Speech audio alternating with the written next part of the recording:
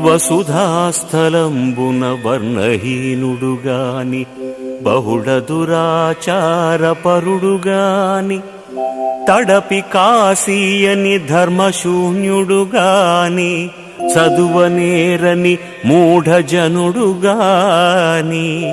సకల మానవులు మెచ్చని కృతఘ్నుడుగాని చూడసొంపును లేని శుంఠగాని అప్రతిష్టలకు లోనైన దీనుడుగాని మొదటికే మెరుగని మోటుగాని